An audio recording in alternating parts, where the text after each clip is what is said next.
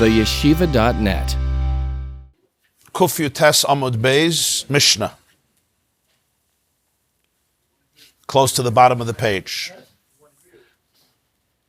Ein maftirin achar Pesach Afikoman. This Mishnah consists of 5 words, the whole Mishnah. Ein maftirin achar Pesach Afikoman. It's also the words that we say to the Chaim. In the Haggadah says, Chacham ma'u omer, right? The wise son asks you his question. Tell him the halachas of Pesach, including this halacha. One of the interpretations in the Mefarshim is why this halacha.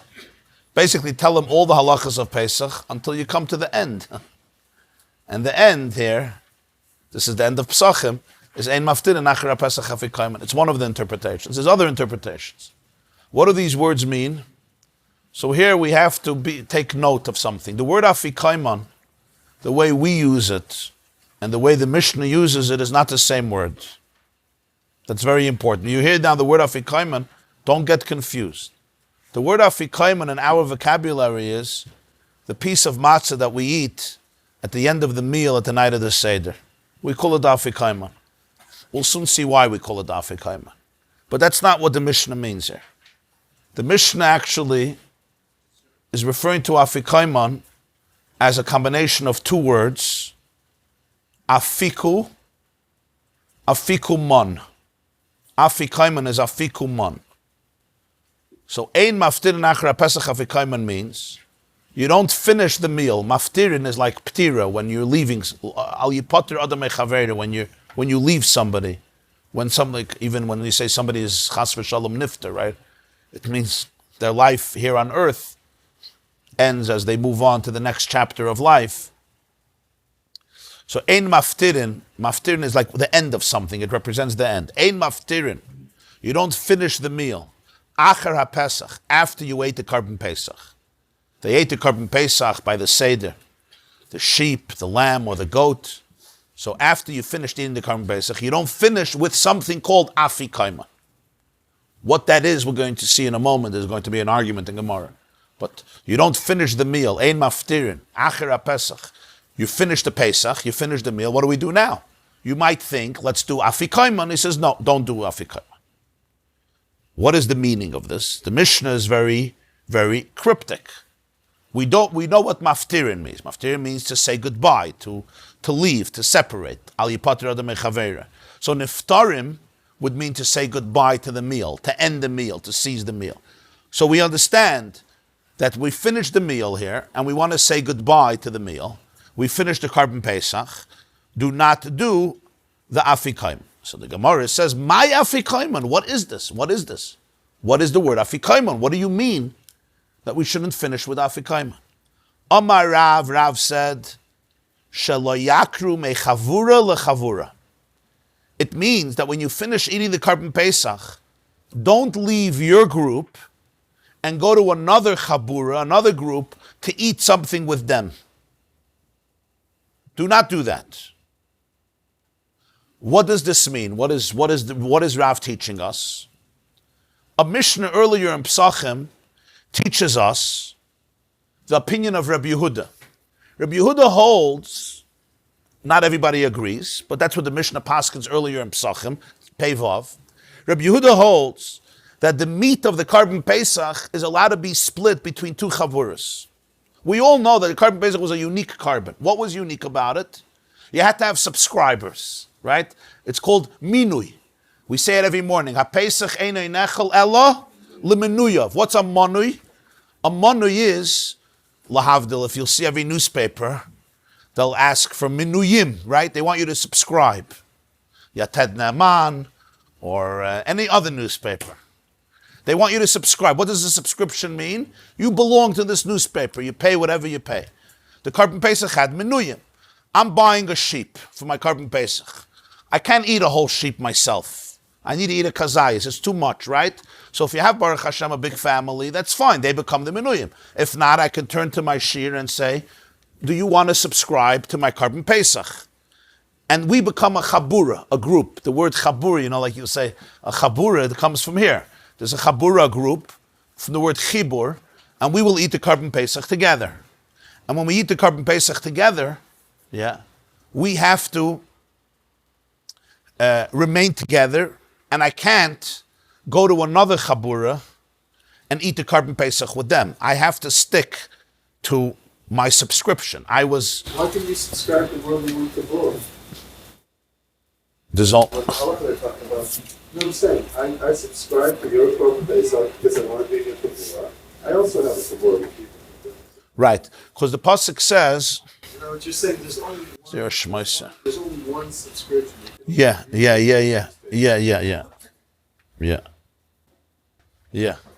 Now, Rabbi Yehuda holds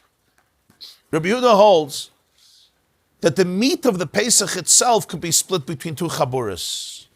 The basar of the Pesach itself could be divided between two groups. But one person can't eat the Korban Pesach in two separate places. I have to choose my chabura. That's where I eat my Korban Pesach. This is my group. I'm not allowed to leave.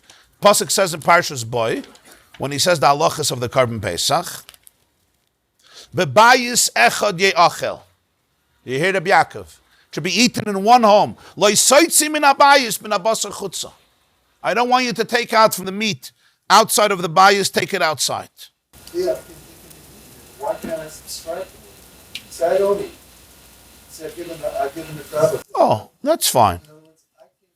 That's fine. Yeah.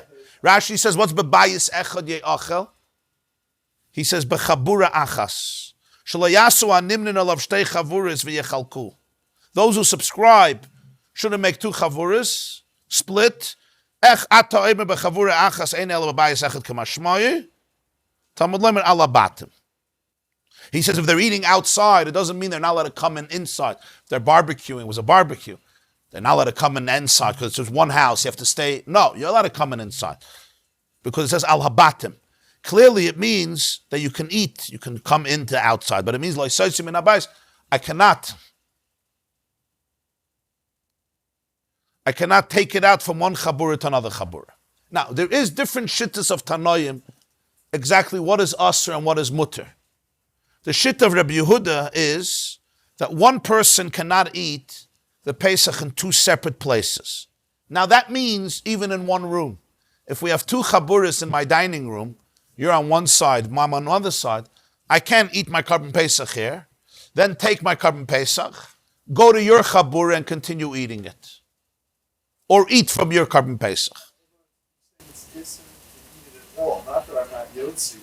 Yeah. The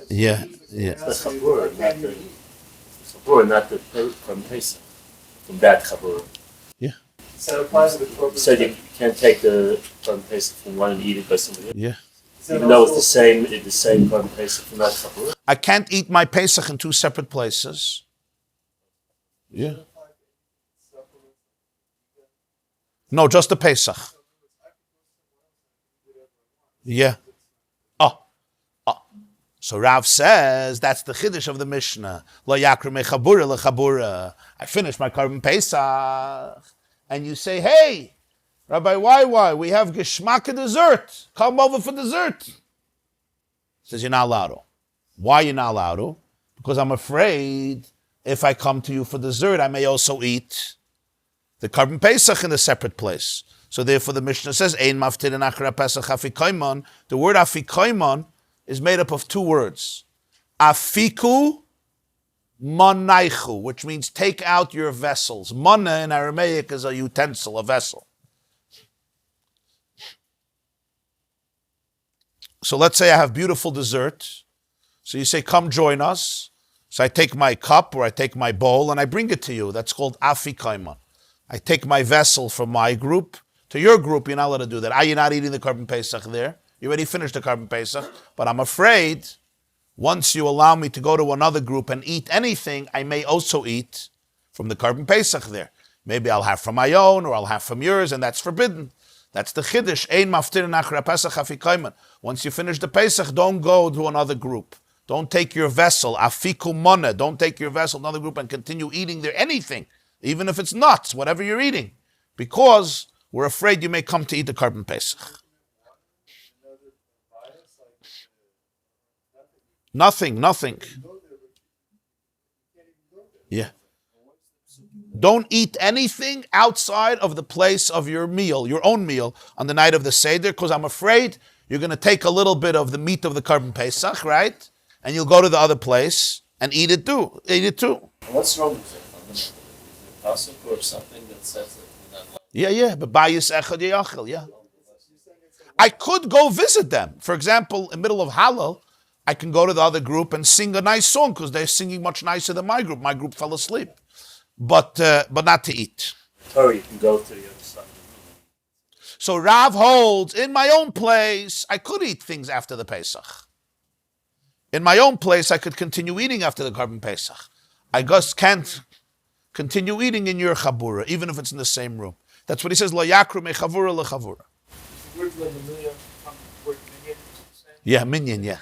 Like I become part of the count. Yeah. Someone couldn't join if he didn't. Right. If he didn't subscribe, no. Is that allowed? You had to subscribe to the Korban Pesach.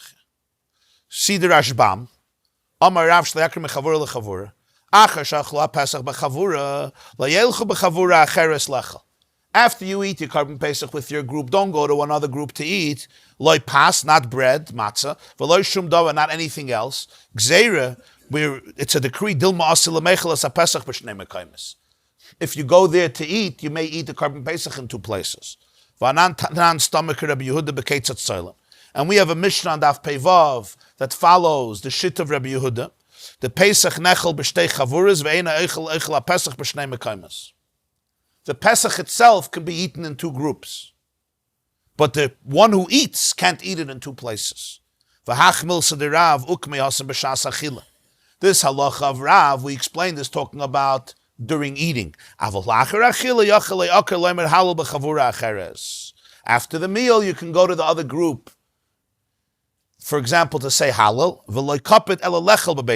The only issue is you can't eat anything in two places. But what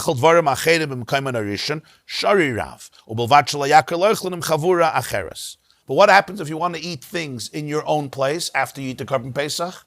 Rav says you're allowed to.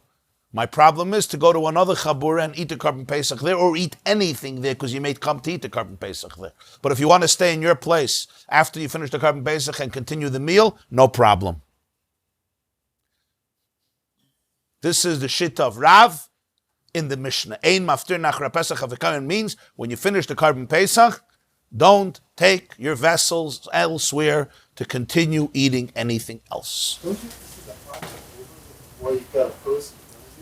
So you, Saying the Rosh Hashanah go somewhere else, right? And sing, join them in the singing.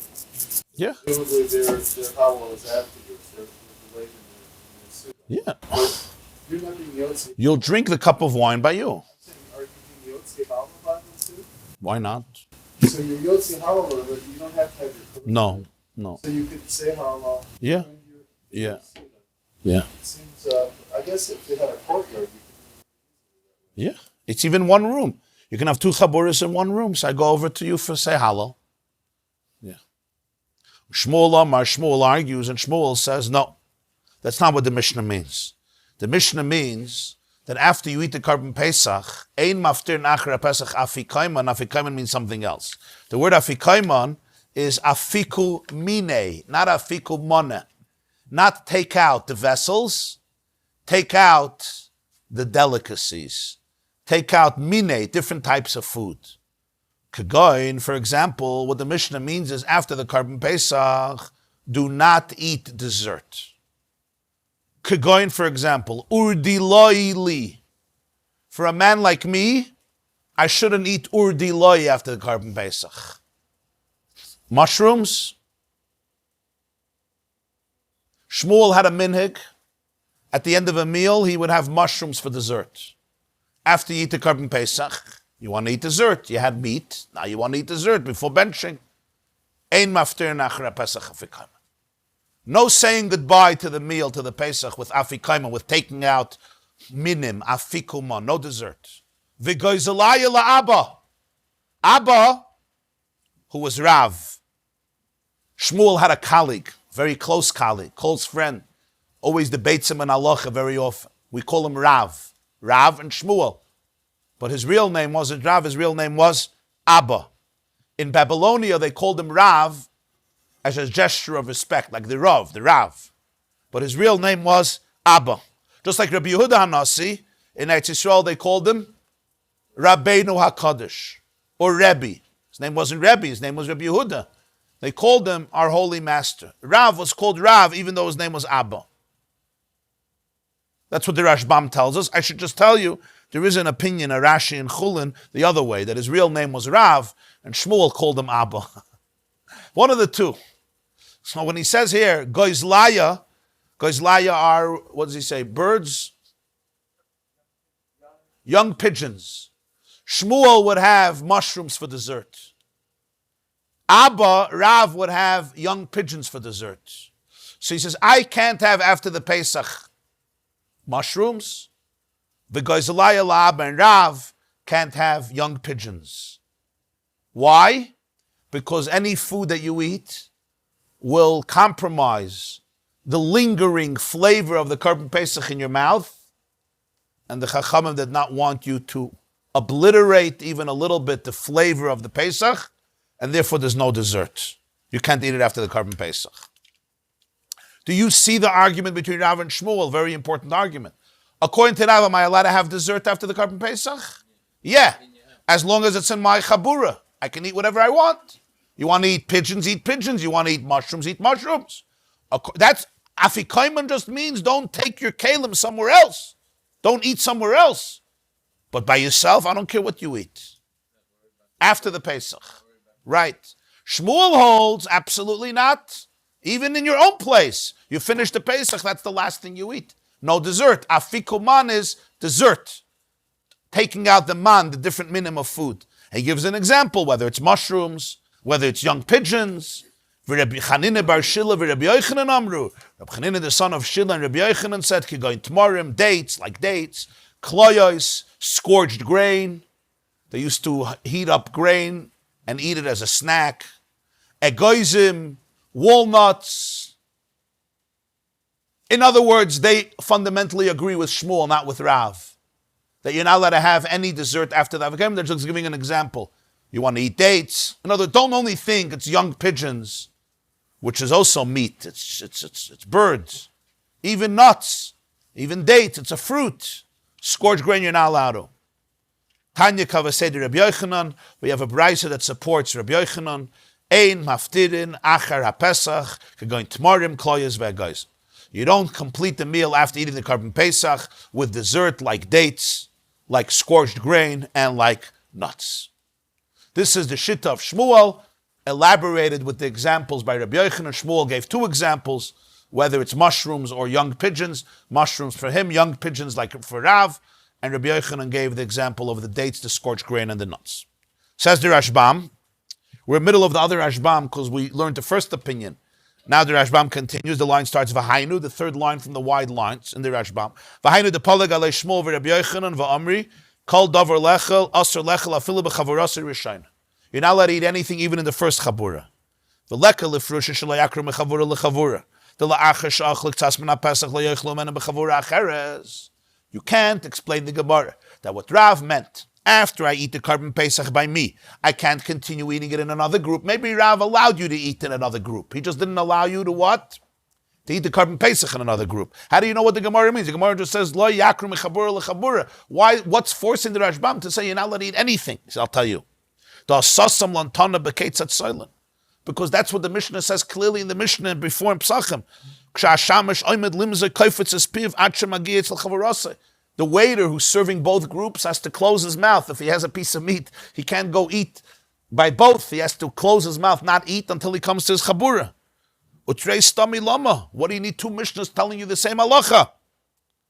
Obviously, Rav is telling you that this Mishnah is giving us a new halacha. Not that you're not allowed to eat the Korban Pesach in the second chabura. You're not allowed to even eat anything in the second chabura. Ule Rav hachi mashmalei afikoman naichu. take out your vessels. Haitziu kelechem mikan v'nelech v'nechel u'makam acher. Chavra, take your cutlery, take your vessels. Let's go there. We'll continue. They have gewaldike kampot. They have gewaldike kampot, and then kosher lePesach dessert. Let's go. Take your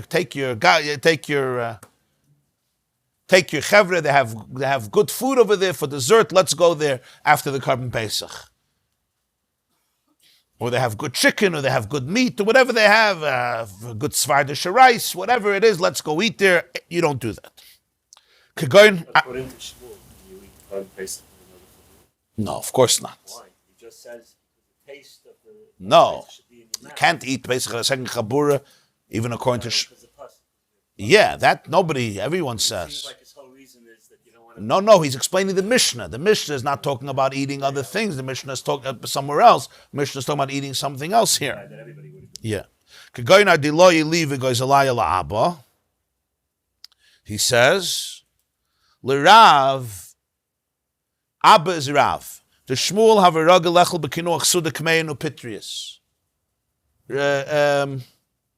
Shmuel used to eat mushrooms. What's kmein? Kmein and pitrius is, what does he say in the footnote? Everybody knows what kmein and pitrius are. What does he say in the footnote? What did he eat? There's two foods. What did the Shmuel eat for dessert?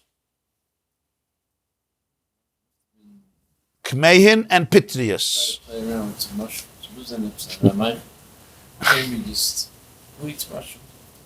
I don't know, just these. You want to know who eats mushrooms for dessert? Psychedelic. No. Very, very healthy.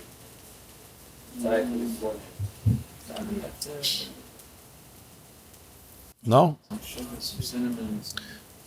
Okay. Rav used to eat young pigeons. Afikoman, Afikoman means take out. Mine are types of sweetness, types of delicacies. No, from the kitchen. Yeah, bring out the birthday cake. Bring out the birthday cake. Bring out the delicious foods. Afikoman. Bring out the good food.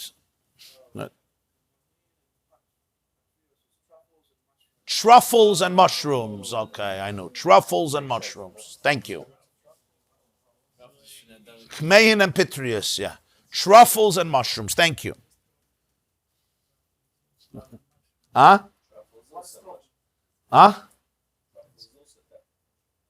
Yeah, because Shmuel says only one word, urdiloi. So why would Rashbam add two words? It's a type of mushroom. It's a family of mushrooms.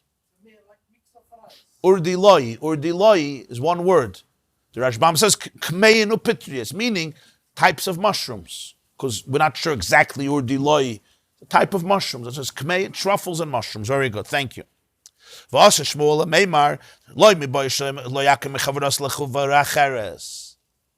sure you're not allowed to go to another chabura to eat. That's not a chiddush. Of course Shmuel agrees with that. Even in your own chabura. Not to lose the flavor. Because, why? Why do they care if you eat something and you lose the taste? What do the Chachamim care? The answer is, the halacha was that you had to eat the Korban Pesach at the end of the meal when you were satiated. They weren't supposed to eat the Korban Pesach when you're starving. When you sit down at a meal and you're starving, the Korban Pesach should not be eaten then. Your stomach should be relaxed. Soiva doesn't mean you're satiated fully that you can't eat anymore. Then you're not allowed to eat the Korban Pesach. It's a chilegasa. Soiva just means that you don't have hunger pangs. Your stomach is relaxed. And then you eat the Korban Pesach. To know the difference, you have to fill your body. Not everybody knows that because today a lot of people just eat not to eat. They eat for stress. So then you won't know the difference because it has nothing to do with how satiated you are. The body just says eat, eat, eat, eat, eat. It's a different type of eating. But the Korban Pesach he had to eat when the hunger pangs were relaxed. Al hasoiva, v'chein kol karbonis. It's true about all the karbonis. Kediksiv, it says Bamidbar Yudches Lamashcha. You eat the karbonis lamashcha. What's lamashcha? Ligdula kederach shamalachem oichle. Lamashcha means like kings. The way a king eats. When you're starving, you're not eating like a king. You're eating like a glutton. I'm starving. I'm desperate. A carbon has to be eaten lamashcha in a way of aristocracy, royalty. The king has enough food. There's luxury in the king's palace. So when the king eats, it's in a relaxed fashion. It's a luxurious type of food, rather than the pauper who's starving and he sees a morsel, a piece of bread and he jumps for it. So the Pesach has to be eaten ala saiva, satiated. In a chashuv way, in a prominent way, yeah. That's why the Chachamim said you're not allowed to eat anything after Korban Pesach. Why? If you would be allowed to eat something after the Korban Pesach, what might happen? You'll say, you know what? I'm starving. Let's do the lamb chops right now. And you'll eat the Korban Pesach, and then you'll eat the rest of the meal afterwards. But the Pesach has to be eaten after the meal when you're satiated. So how did they structure it? They said after the Pesach you can't eat a thing. So whatever you want to eat, you have to eat before, and that way the Pesach was eaten when you were satiated. So this was a general gzeira. Don't remove the flavor of the Pesach through any food, even a date. Now what's the big deal if you eat a date? A date is not going to satiate you, it's not a whole meal. But they just made a blanket gzeira not to remove the flavor of the Pesach from your mouth at all. Yeah, that's what the Rashbam is teaching us here. That's the reason that they made this gzeira.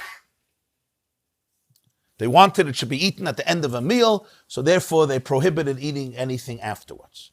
This is a din by all karbanas, by the way. All karbanas have to be eaten in a royal fashion. It's like you're invited to God's royal table. It's a different type of food.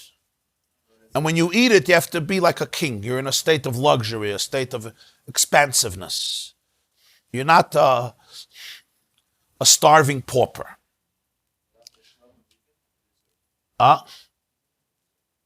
Yeah. Since the Korban Pesach was a fixed time, they made this gzeira. I should just add that the Yerushalmi in Masechta Pesachim says that the Korban Pesach is actually different than all the karbanas, and that's why they made the decree here. Why didn't they make it by all the karbanas? So the Yerushalmi adds one more point. By the Korban Pesach, there's a prohibition to break a bone. Etzem lo yisishbiru boy. When you're starving, you may easily come to break a bone because you're starving, right? You smukcha de bene, you know it's smukcha. You suck the marrow out of the bone. You can come to break the bone because you're so hungry and you have a big family. You know there's 60 people at the Seder and you're getting this little tiny piece of Korban Pesach and you're starving. You're going to take that bone and suck it out for everything it's worth and it's going to break. So Mel, they said, let everybody relax. Eat a meal, you'll be satiated, you're not going to have to break bones.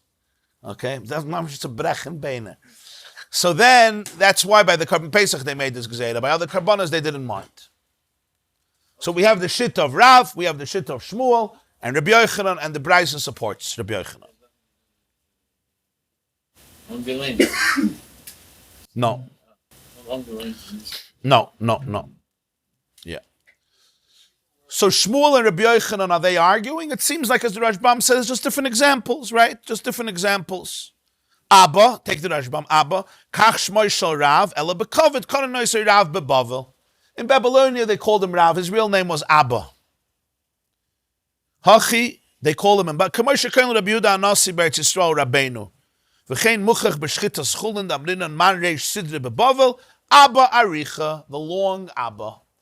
Uberav Mairi Shayarav Aruch Bedoirei. Rav was long, great in his generation. Kedamrina b'Meseches Nida. For Rabbi Yochanan Kishmuel Svirulei El Shayaragil Be'elu B'Kinuach Suda. Rabbi Yochanan holds like Shmuel is just he used to eat dates and not truffles. So that's why he gives the example of dates. I should just say the Ran has a different understanding of the Gemara. The Ran holds that Rabbi Yochanan is arguing with Shmuel. There are three opinions. According to Shmuel, the only thing you're not allowed to eat after the Korban Pesach is is serious food that's going to change the taste. That's why he says you're not allowed to eat young pigeons, and the Ran says ardiloy are not mushrooms. Ardiloy are different types of birds. That's the only thing you're not allowed to eat. But what about dates or nuts? Shmuel would say it's fine because it's not so powerful to compromise the taste of the Korban Pesach. And Rabbi Yochanan is much more stringent, and he says that even dates, scorched grain, and nuts, you are not allowed to eat, even though it's a much weaker taste. So according to the Ran, there's actually an argument between Rav, Shmuel, and Rabbi Yochanan. According to Rashbam, Shmuel and Rabbi Yochanan agree completely. The reason Rabbi Yochanan gives different foods is because he used to eat other foods for dessert. Just like Shmuel himself gave 2 examples, his dessert and Rav's dessert. So he gives also a 3rd example. Rabbi Yochanan gives a 3rd example of his own dessert. Zog the Gemara, Amar Rabbi Yehuda Amar Shmuel. Rabbi Yehuda said in the name of Shmuel, a big chiddush. This is all explaining the Mishnah. What's ein maftir nachar Pesach Afikoman? Does it mean you can't eat elsewhere, but you can eat in your own place? Does it mean you can't eat any dessert in your own place? Comes Shmuel and he gives a big chiddush. Ein maftirin achar matzah afikoman. The Mishnah said achar Pesach, and I'm telling you achar matzah, which means even in today's days, when we don't eat a Korban Pesach, we don't have a Beis HaMikdash, and at the end of the meal we eat matzah. After that, you're not allowed to eat afikoman. Now, the funny thing is, we call the matzah afikoman, so you could get very confused. So you have to understand, they did not call, afikoman here is not the matzah. Afikoman is, don't eat after the matzah afikoman. Even bizman hazeh.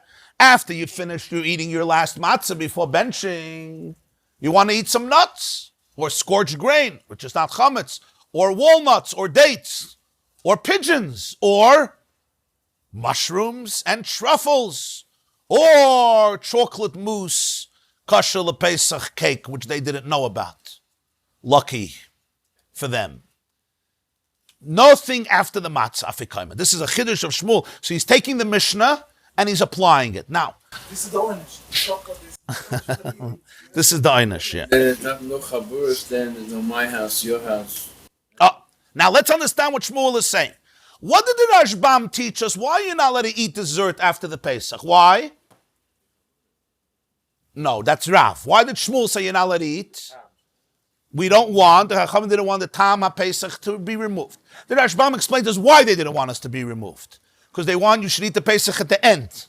When you're satiated, once they're going to allow food after the Korban Pesach, you're going to start with the lamb chops and end up eating the Pesach when you're hungry, and the halach is it has to be eaten ala soiv. I understand. But l'chayre, this din is not shaykh to matzah. There's no din that the matzah has to be eaten ala soiva. There's a din of a carbon. A carbon has a din called lamashcha. Lamashcha means you have to eat it like a king, with a sense of expansiveness, of luxury, of richness. There's no din of matzah to eat it ala soiv. What's the name for matzah in Chumash? Lechem? Oini. It's the bread of poverty. There's no din that matzah you have to eat when you're completely satiated. We don't first eat a whole meal and then we eat matzah. Faket, we wash our hands. Everybody's starving because the karpa somehow didn't do the trick. And it happens to be that the guy at your Seder table doesn't stop with his explanations. Everybody's starving and you eat your matzah. There's no din of matzah that you have to eat it when it's satiated. So why would in the world would Shmuel be mechadesh, a din? That after my matzah, I'm not allowed to have dessert. What do you care? Jew finished his matzah. Now he wants to do, what do you care? So it's going to take away this time matzah. You will makaya matzah. What's the vart of Shmuel? So here we have to understand one nekuda about how our Seder today works. We have our minhag, when we finish our meal, you eat the soup, you eat the chicken, whatever you eat at the meal. What do we have? We have something called Afikoman. What do we call Afikoman? A piece of matzah that we eat right before benching. That's what we call Afikoman. How did this happen? Why are we eating a piece of matzah then? Didn't we eat matzah right after Rachza? Monsey matzah, Korach. We ate matzah twice already. Why are we eating matzah a 3rd time? The answer is, the Rishonim give 2 perspectives for this. First, the Shita of Rashi and the Rashbam. Okay. Shita of Rashi and Rashbam is as follows. And this is interesting. A lot of people don't realize this. The kazayis matzah that we eat at the end of the meal, that's where you're doing the mitzvah of matzah. Not the matzah that you eat in the beginning of the meal.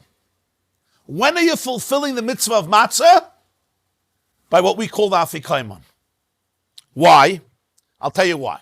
In the time of the Beis Hamikdash, how would they eat the matzah? How would they eat the matzah? They used to, they ate the matzah together with the Korban Pesach. It was a sandwich.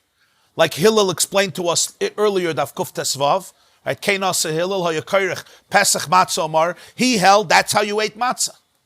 You were Mekayim the mitzvah of matzah together with the Pesach. It was a sandwich, like a pita, mamash a lafa. It looked like a lafa. You had a lafa, right, with lettuce, chrein, and lamb chops. It was a good sandwich, by the way. People don't realize. It was a delicious lafa. That's what you had. So they say, Bisman hazeh, you finish the meal, and you eat matzah at the end of the meal, and this commemorates the matzah that you ate together with the Korban Pesach. You ate matzah in the beginning of the meal before you ate. That's not the matzah with which you yotze the mitzvah of achilas matzah. If you say especially mitzvah strichas kavana, rather, you're going to be at yotze with the matzah here at the end of the meal. Oh, very good. We make the bracha al achilas matzah in the beginning. The answer is, Reb Chizda told us before on Daf Kuf Tesvav, that even if you're eating morer for karpas, right? Even if you're eating morer for karpas,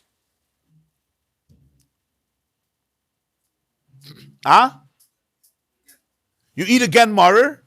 So he says, don't fill up your stomach with something of morer, and then later you're going to make the bracha al achilas morer. It's pasnished. Make al achilas morer in the beginning, even though the mitzvah is going to be fulfilled later. So therefore, we do hamoitzi and achilas matzah on the first matzah, even though the mitzvah is fulfilled only at the end of the meal. Yeah. What's the reason he does it better tomorrow? Yeah. He says a passage that the bracha should be made after you mamali kreisai, after you fill your stomach. So here too, to make the bracha l'achilas matzah after you're already filled with matzah is inappropriate. To make the bracha l'achilas matzah in the beginning and you eat the matzah at the end, and that's what you do the mitzvah. Yeah. That's the shit of Rashi, the Rashbam. The Rosh argues, the Ran argues. They hold, we fulfill the mitzvah with the matzah in the beginning of the meal. Why do we eat matzah at the end of the meal? That's to commemorate the Korban Pesach itself. It's not the matzah that they ate with the Pesach and we eat it after the meal.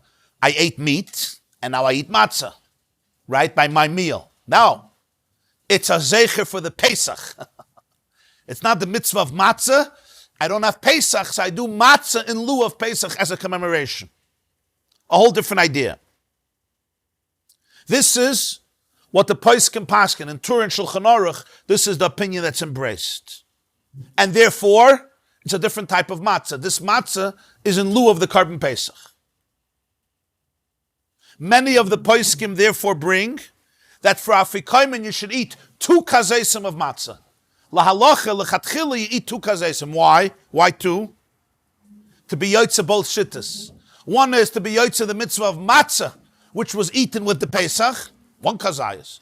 And the other one is for the Pesach itself. So that's why you try to eat 2 kazayas. You yotze with 1 kazayas. Okay? Because both shittas. One is for the Pesach, and one is for the matzah with the Pesach. This is the shitta of Rashi, the Rashbam, the first shitta, and the Rosh and the Ran, the second shitta. So now let's get to the punchline here. Comes Shmuel and says, after I eat matzah, I'm not allowed to eat anything else.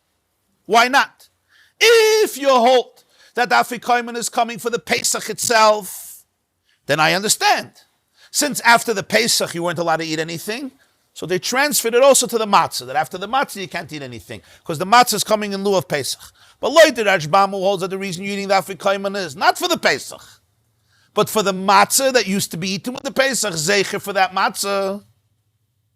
It's just we don't have a Pesach, so we do it this way. So why would the Chachamim care if you eat after it? What's the big deal? It's hard to understand.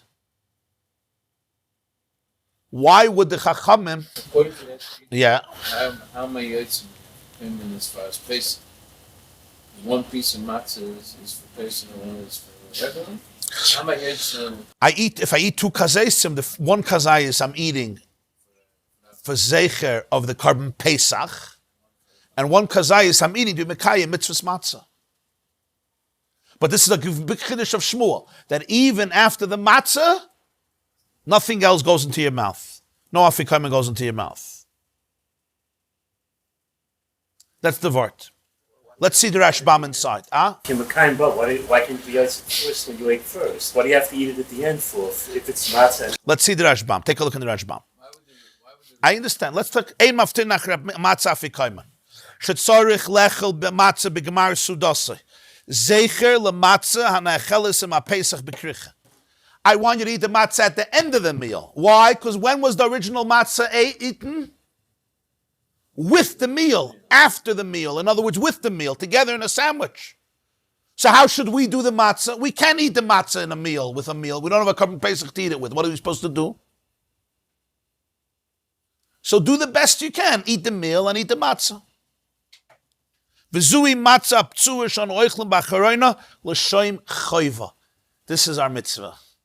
V'al karcheinu on a mevarchen al achilas matzah b'rishoina af b'shein l'shem choiva. Why do we make a achilas matzah in the beginning, even if it's not for fulfill an obligation?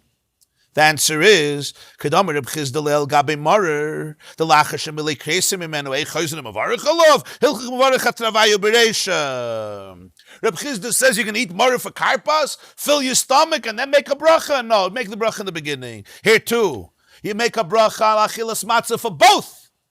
For hadar achil matzah b'acharoina, and then you eat matzah, which means when you're saying al achilas matzah, the real mitzvah is by the Afikoman. That's why it's brought in Poskim. You have to have in mind the matzah of the Afikoman.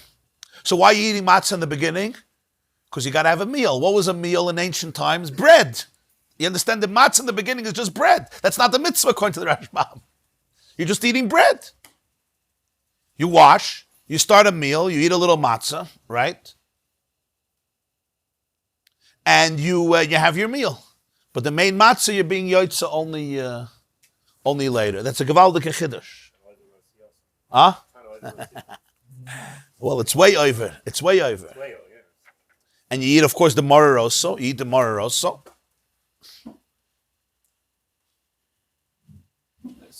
Huh? You're pretty full, yeah?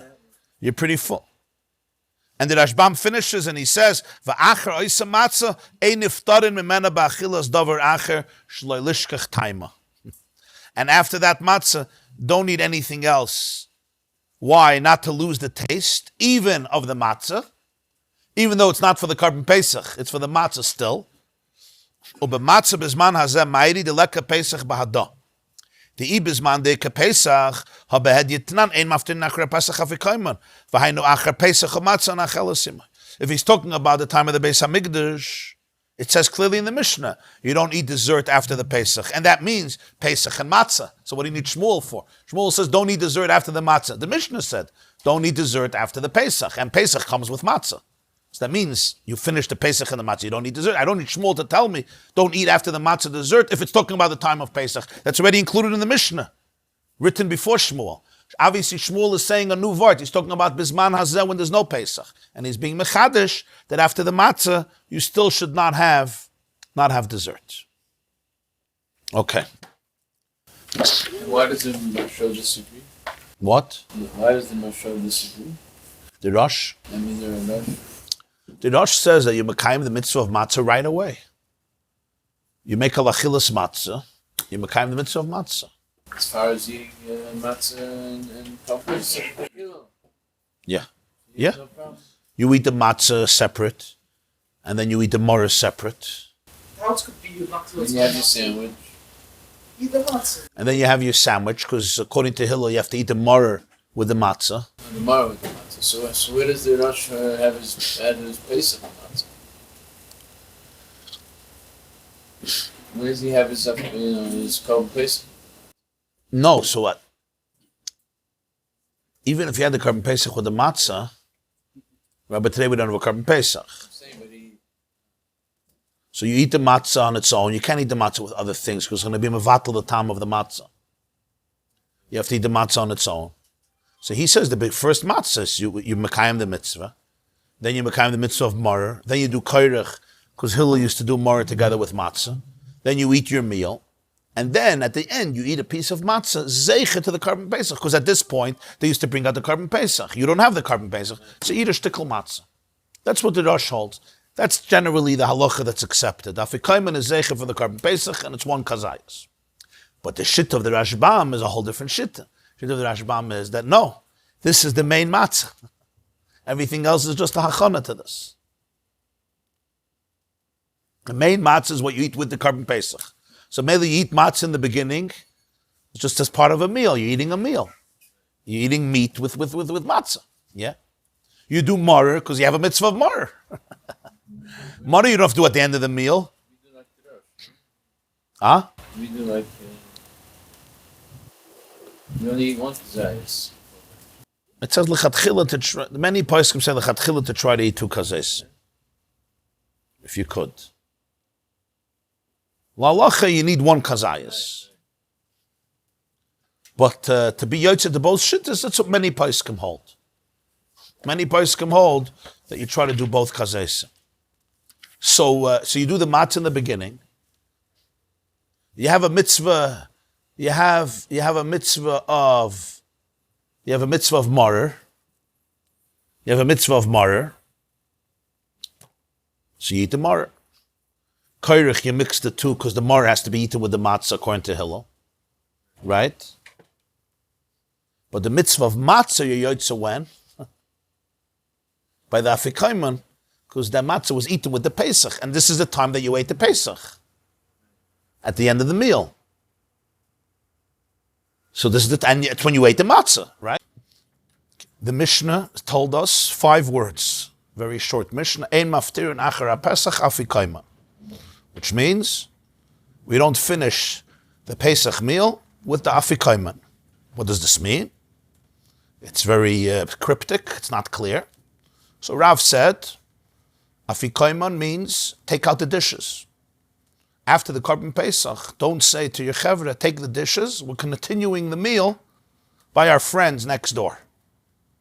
Right? We're going to go have dessert with them. We're going to go eat, I don't know, we're going to go eat nuts with them, or we're going to go eat chicken with them or fish with them. You want to go sing with them, that's fine. But you can't say, Afikoman, take out the dishes, take the bowls, take your cups, let's continue with them. Why? Because there's an isser to eat the Korban Pesach outside of your own group, outside of your own chabura, even with another chabura in the same house. And if you go eat with them, even if you're eating other stuff, you may also take a little piece of the lamb over there, the Korban Pesach, that was barbecued. So therefore, after the Korban Pesach, you ate the Korban Pesach and now you want to go continue eating there, you're not allowed to do that. In your own place, you can eat as much as you want. I don't care if you eat. That's Rav's shit. Shmuel says no. Shmuel says, for sure you're not allowed to go eat somewhere else, but even in your own place, you're not allowed to eat afterwards. Afikoman doesn't mean take out the dishes. What does it mean? It means take out the delicacies. Afiku man, not afiku mana. Mana are dishes, kalim, utensils. Afiku man, afikoman, take out the minim. He gave me thanks. Take out the delicacies. After the Korban Pesach, there's no eating anymore. Even in your place, that's Shmuel's taich in the Mishnah, a whole different taich. Rav's taich is I can't eat elsewhere because I may eat from the Korban Pesach over there, but in my place, I can eat whatever I want after the Pesach.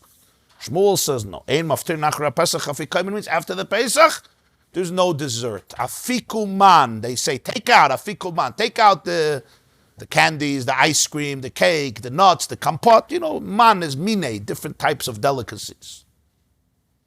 You don't do that after the Pesach. We don't want that the taste of the Korban Pesach should be removed. It should linger in the mouth, and that should be the last meal. That should be the last food that you're eating, and therefore, that's how Shmuel understands the Mishnah, right? The Rashbam gave a reason why. The Rashbam's reason was because the Pesach has to be eaten when you're satiated, not when you're hungry. So they were afraid that if they're going to allow you to eat after the Korban Pesach, you may eat most of the meal after the Korban Pesach. And you'll eat the Korban Pesach when you're hungry. So they decided, you know what? After the Korban Pesach, there's no eating. So you'll be forced, obviously, to eat everything else before the Korban Pesach. Whether the vegetables, or the salad, or the fish, whatever, the soup, whatever you're eating. The chicken. And therefore, the Korban Pesach will be eaten royally. Al hasoiva. Lamashcha, with royalty, with aristocracy, like kings eat.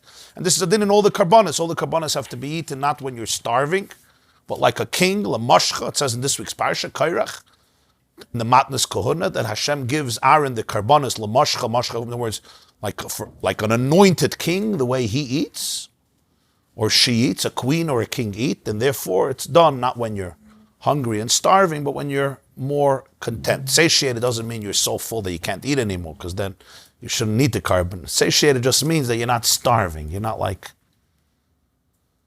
when a person is starving, you haven't eaten in a day and a half, you haven't eaten in 2 days, which in the olden days was a common thing. It's not like we don't understand it even. We completely, this is one of the biggest, people talk about the differences of culture. One of the biggest differences that in the olden days, to go a day, 2 days without eating was a very, very common thing, right? We hungry, there's a pantry, there's a kiddush, there's soup, there's this, there's that. Even the hungriest people are always eating. It was a completely different reality in this sense. There's no stores, you go, you buy food. Right? There was a chiddush of gabayt, stokov, tamchoy. These were all novel ideas to be able to feed those who were really destitute and were starving. I'll call upon him. So B'meila, the Rashbam says that's the reason why they made that after the Korban Pesach you shouldn't eat anymore, so that you make sure the meal is before the Korban Pesach. Tosfos explains, and the Rambam explains, the reason is because the Chachamim wanted that the tam of the Pesach should remain in your mouth. The tam of the mitzvah should linger in your mouth, and therefore you don't eat after that. The Yerushalmi says because they didn't want you to break a bone in the Korban Pesach, and when you eat when you're hungry, you may break a bone. Came Shmuel, and he said, this was Shmuel's explanation in the Mishnah, no dessert after the Pesach. What type of dessert? So Shmuel said, I like truffles and mushrooms. My friend Rav Abba would eat young pigeons. All this you can't eat after the Korban Pesach. Rabbi Yochanan said, even nuts, dates, scorched grain, all of this you cannot eat after the Korban Pesach by the Seder. Came Rabbi Yehuda in the name of Shmuel, and he said, when the Mishnah says, Ein maftirin achar Pesach, it's not only the time of the Beis HaMikdash, it's also today. Ein maftirin achar hamatzah afikayman. When we eat the matzah at the end of the meal, before benching, you're not allowed to have dessert after that either. This halacha traveled from the time of the Beis HaMikdash to the time of the exile. That today we can't eat after the matzah afikoman, dessert.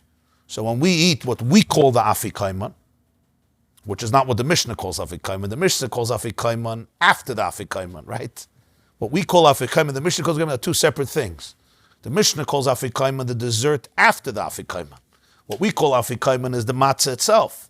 It says, Ein maftirin achar ha-matzah Afikoman. After you eat the last matzah before benching, do not eat dessert. Would Rav agree to that today? Because there's no chabura l'chabura, so what was being reason? That was only done by some English routes. That's a good question.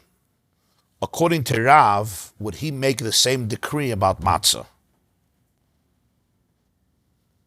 About matzah, that I can't eat in another chabura. The problem is only Pesach. So l'chayda with matzah, there wouldn't be an issue.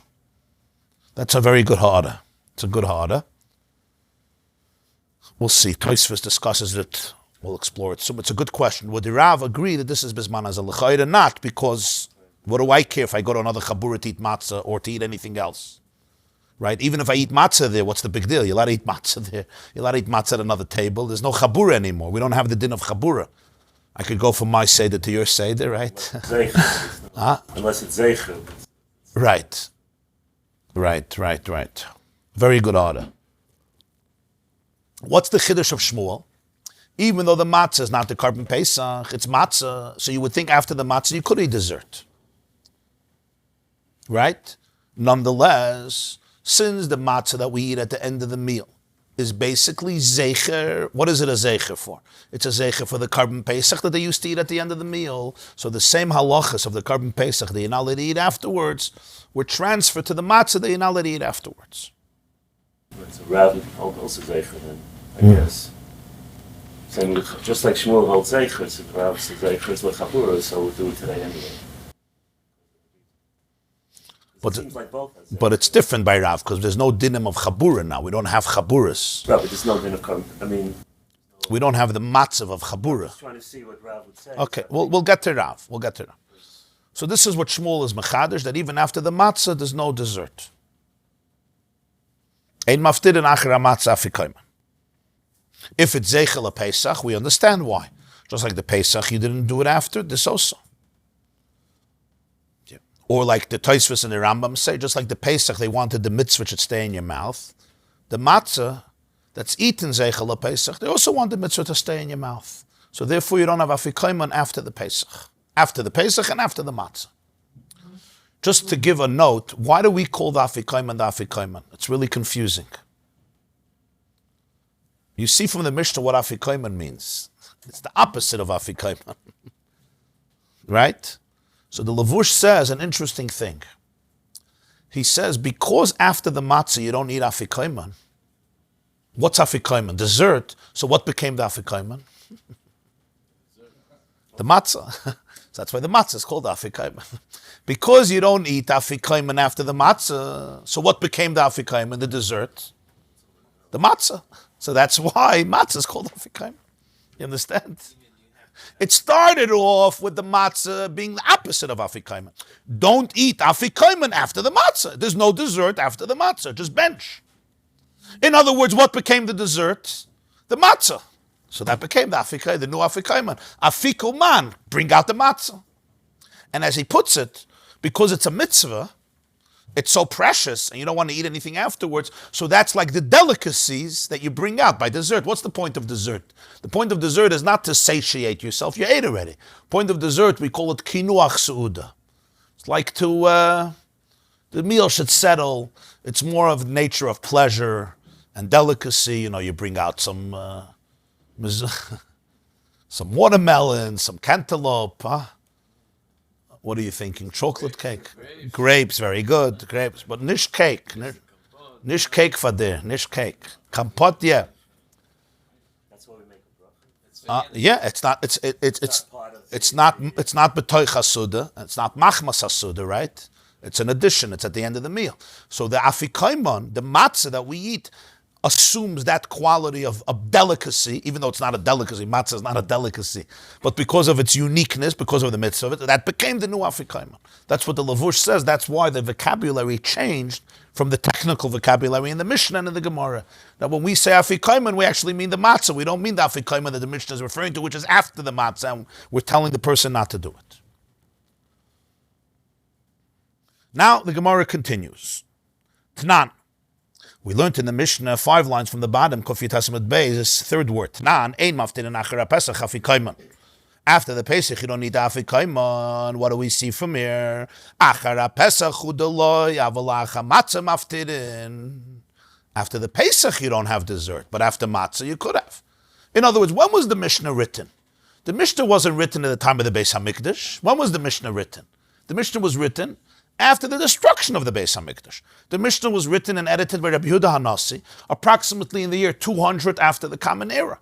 Beis HaMikdash was destroyed in the year 70 after the Common Era. So the Mishnah was written approximately 130 or 150 years, around the year 200, or a little later, after the Churban Beis HaMikdash. So already they weren't eating a Korban Pesach for a very long time. Gesund Tahei, the Mishnah is telling us the halacha. But if Shmuel is mechadish and says that the same din of the Mishnah is also by the matzah, shouldn't have the Mishnah written it? Ein maftirin acher Pesach. The Mishnah maftirin acher Pesach. What can we deduce from this Mishnah? After the Pesach, you're not allowed to have dessert, but after the matzah, you're allowed to. Once they were mesaken to eat matzah at the end of the Seder without the Pesach, and we learned last time there's 2 shittas in Rishonim why we eat matzah at the end of the Seder. The shit of the Rashbam is that's when you're Mekayim the main mitzvah. At the end of the Seder. Why? Because that's when they used to eat it. According to Hillel, they used to eat the matzah with the Korban Pesach. We don't have the Korban Pesach, so we eat matzah. That's the main matzah. The beginning matzah, the beginning of the Seder is just the meal. The Rosh and the Ran hold, no. That the main matzah, the mitzvah, is the beginning, right? Monsey matzah. Now we're eating it, Zeichel Pesach. Zeichel Pesach. We're not doing the mitzvah of matzah. Fascinating machloikas. And that's why many poskim say, the Ramah, the Darkei Moshe Paskins, that Afikoman she two chazes for both shittas. One Zeichel Pesach, and one Zeicher for the matzah that was eaten with the Pesach.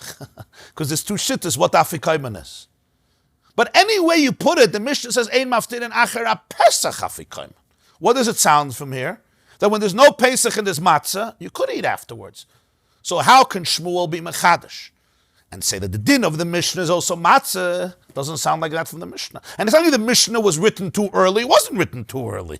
It was written in a time when you could have included matzah. Because the Mishnah is written after the Churban Beis Hamikdash. It includes both halachas from before and from after the destruction. This is l'chayra a very strong question. Aval acha matzah maftirin. And yet Rabbi Yehuda quotes his Rebbe Shmuel, who was an Amoira, lived of course after the Mishnah, who says that no, absolutely not. Yeah, this is already a generation later. Shmuel was a colleague of Rav, students of Rabbi Yehuda Anasi. This is already a generation later. Rabbi Yehuda Anasi was the end of the Tanoim. Rav and Shmuel was the end of the Tanoim and the beginning of the Amirayim. Rabbi Yehuda was a student of Shmuel. Rabbi Yehuda is always quoting Shmuel in Gemara because Shmuel was his main Rebbe. And Rabbi Yehuda quotes in the name of Shmuel that after the matzah, you're not allowed to eat anything. And l'chayre, the Mishnah contradicts that. So the Gemara says no. Loi meboye kamar. The way Shmuel understood the Mishnah was that the Mishnah doesn't have to mention the matzah. Loi meboye kamar means it's not a question when it comes to matzah. Meaning, loi meboye. There's no need to say achar matzah, the loi nofish tamayu, because the flavor, the taste of matzah is not potent. But after you eat the lamb, the goat of the Pesach, the nofish taimah, the flavor is very powerful. It's potent meat. Lamb or goat is a very potent taste and flavor. It's not easy to remove it, to get rid of the taste. It lingers in your mouth. I would think that there's no obligation not to eat anything after the Pesach. Kamash Malon, that's why you need the Mishnah. Meaning the Mishnah didn't even have to say matzah. When you're eating matzah, the taste of matzah is not potent. So anything you eat after the matzah will usually remove and cancel out the taste. So it would be pashut that you're not allowed to eat anything after the matzah. The Chiddush is Pesach.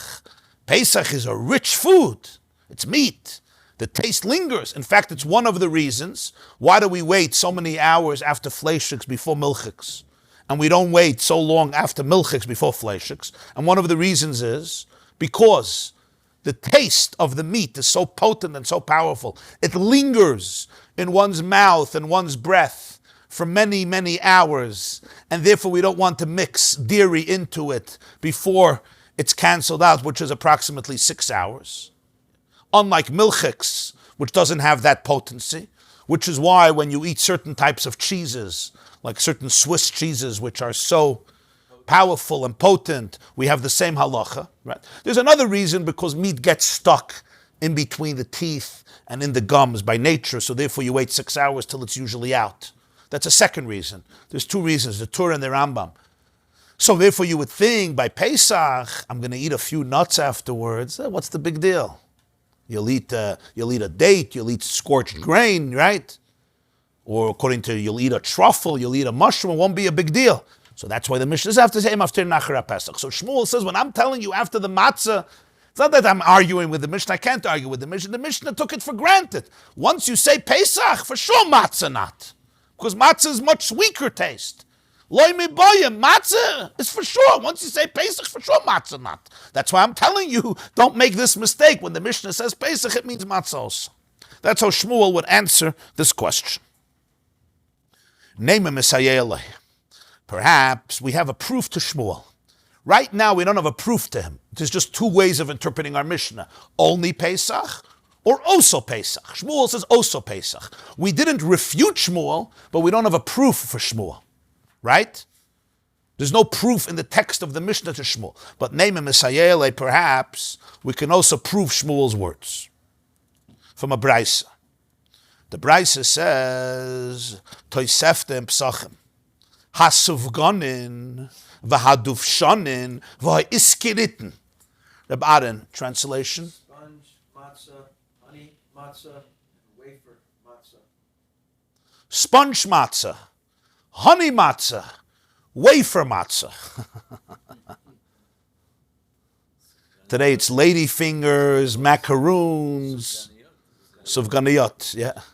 Sponge. Let's explain what this means. How do you make sponge cake? Anybody ever made sponge cake? Du bist doch a chef. Nu, wie macht man sponge cake? Make a good snow. But what's the key? That the batter has to be Fluff. very, very thin, very thin. What makes challah or matzah? That the batter, the dough, is dense, right? If you bake challah, it's a dense dough. What makes it sponge cake, these types of cakes? It's called blila raka, very, very thin. You put in so much water, it's not a substance. You know, you see, you make a mullah cake. It's like a liquid. It's like a porridge. It's a liquid. It's not it's a batter.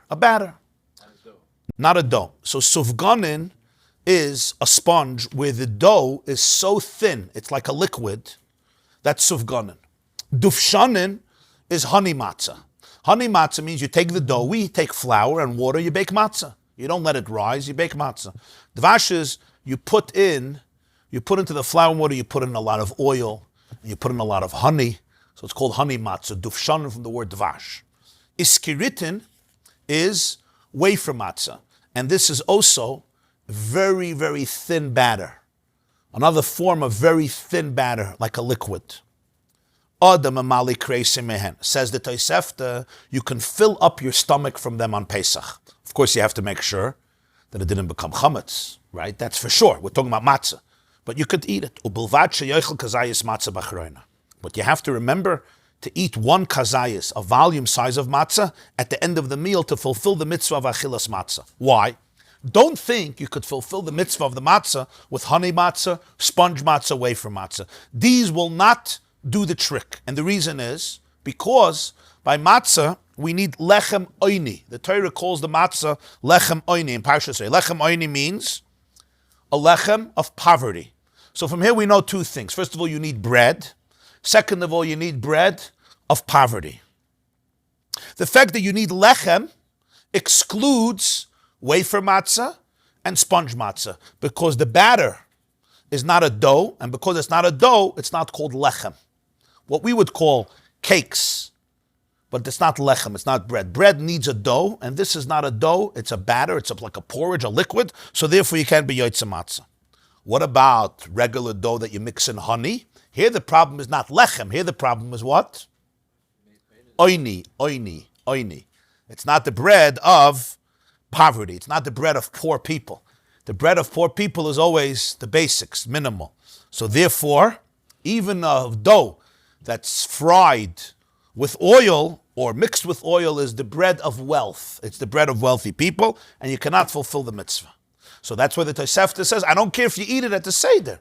Fill your stomach with it, very nice. But make sure you eat a kazayis of regular matzah, that we call matzah, at the end, in order to be able to fulfill the mitzvah. That's a Tosefta in Masechta Pesachim, chapter 2. It's a gebracht. What's gebrachts? The dvash, you're not using flour, you're using matzah. What do you use? Matzah shira, wealthy matzah. That's what we call matzah shira. Wealthy matzah is not matzah aniyah. Yeah. Huh? Yeah. Yeah. Different share. What do we see from this brayse? It says one word, ba'acharoina. When do you have to eat the kazayis matzah? At the end. Why at the end? What do you care if I eat it in the beginning? No, what do you see? Ba'acharoina in, b'rishoina loy. Why can't you just say eat a kazayis matzah whenever you want? Eat it in the beginning of the meal, eat it at the end of the meal. What do we see from here? You can't eat it in the beginning of the meal. Why not? Because after you eat the matzah, you're not allowed to eat anything else. Mama Sharaya to Shmuel, Gavalda Karaya. Shmuel said after the matzah, you're not allowed to have dessert. We have clear price from the Tanoim that you can't eat honey matzah after the regular matzah, or sponge matzah, away from matzah. He says, Bilvat sheichel kazayis matzah ba'acharoin, at the end of the meal, b'rishoin not. So the Gemara says, no. A proof it's not. Just like you couldn't refute Shmuel from our Mishnah, you can't prove Shmuel's point from the Bryce. Because again, we could say, loy miboye ka'amar. The Tana of the Bryce is speaking in the way of loy miboye, which means you don't have to say. Really, you could say you're allowed to eat after matzah dessert. Why does he say eat the kazayis matzah at the end? Because this is the chiddush. Loy miboy. You don't have to say that you're allowed to eat it b'rishayin in the beginning of the meal. The ka'achil l'tayavon, because then you're eating the obligatory matzah with an appetite, and that's always the best way to do the mitzvah.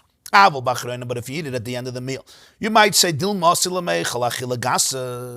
may come to eat the obligatory matzah as an achilagasa. Achilagasa means a course meal. Why? Because if you're eating it at the end, then you're already filled up on the other honey matzah, wafer matzah, sponge matzah. By the time you're eating the matzah, you don't have any place in your stomach. That's not a real achila. That's a problematic achila in Torah, because it's like you're stuffing yourself. You're not eating. So you would say, Maloi, you would think that would be prohibited. That would be prohibited. We learned in the first Mishnah in Arvei Pesachim that you're not allowed to eat Erev Pesach from the afternoon and on. You're not allowed to have a meal. Why? So that you should eat the matzah on the night of Pesach with an appetite, not with a full stomach, which would be an achilagasa. So without this brayso, I would say that during the Seder, for sure you're not allowed to eat the matzah at the end. You don't fill yourself up and then eat the matzah. So therefore I would say, honey matzah at the end.